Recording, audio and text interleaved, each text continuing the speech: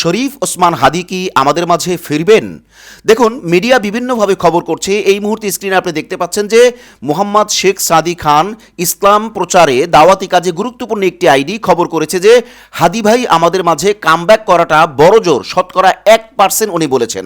তারপরে বলেছেন যে যে কোনো নিউজের জন্য প্রস্তুত হন, ভাইটা আগের মতো না ফিরলেও যেন আমাদের মাঝে বেঁচে থাকেন, আমিন। এটা উনি পোস্টে লিখেছেন।